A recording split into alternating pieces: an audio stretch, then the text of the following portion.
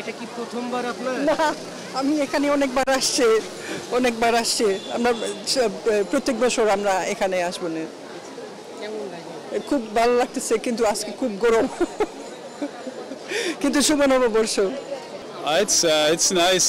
It's not too hot yet, but yeah, there are a lot of people, and I think we are waiting for the year to start. So, but it's really nice.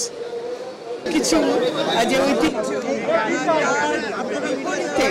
যারা ধর্মের সঙ্গে আমাদের বাঙালিদের একটা কাল্পনিক সাংঘর্ষিক অবস্থান তৈরি করবার অপচেষ্টা চালাচ্ছে, সেই অপচেষ্টাকে রুখে দিতে আর প্রয়োজন আরো বেশি সংস্কৃতি চর্চা। গত 3 বছর তো আমরা রোজার মধ্যে করেছি, তখন অনেকেরই রোজা রেখে কষ্ট হতো। এইবার ঈদের পরে আমরা দুটো উৎসব একসঙ্গে পেলাম, একটা ঈদ আর একটা পয়লা বৈশাখ নববর্ষ। মঙ্গল শোভাযাত্রায় নিরাপত্তা এবং সব জায়গাতে নিরাপত্তার প্রশ্ন আছে, কারণ নিরাপত্তার প্রতি যে হুমকিটা এটা তো বাস্তব, তাই না?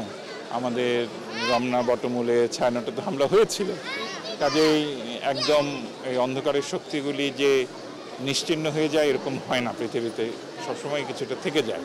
তো যেটা দরকার সেটা হচ্ছে শুভবোধ জাগ্রত করা, শিশুদের মনে এই সংস্কৃতির মিলনধর্মিতার বীজটা রোপণ করে দেওয়া, তাদের মধ্যে হৃদয়ের মধ্যে যে সলতে আছে সেটাতে আলোর সংযোগ ঘটিয়ে দেওয়া, তাহলে আলো হয়ে জ্বলতে থাকবে, তখন অন্ধকার এমনি এমনি সরে যাবে। অন্ধকারের বিরুদ্ধে তরবারি দিয়ে লাভ হয় না। না, ভালো লাগছে আমাদের বাঙালিদের ঐতিহ্য বাংলা নববর্ষ, সেটা উদযাপন করার জন্য। এই প্রজন্মকে আমরা বোঝাতে চাই যে মঙ্গল শোভাযাত্রা মানে হচ্ছে আমরা জাতির মঙ্গলের কামনার জন্যই কিন্তু আমরা এই শোভাযাত্রাটা করে থাকি, এবং এইটা ঐতিহ্যগতভাবে আমাদের সংস্কৃতিকে বোঝানো হয়, এবং সংস্কৃতি প্রকৃতির সঙ্গে যেন আমার মিল থাকে সেটাই আমরা বোঝাতে চাই আসলে। আমি অনেক ছোটবেলা আসছি, এরপরে অনেক ভিড় থাকে প্রায় সময়, তাই আর কি আসা হয় না। এবার আসতে পেরে খুব ভালো লাগতেছে, মানে এবার বলতে গেলে আমার মেমোরিজের মধ্যে ফার্স্ট টাইম আসা।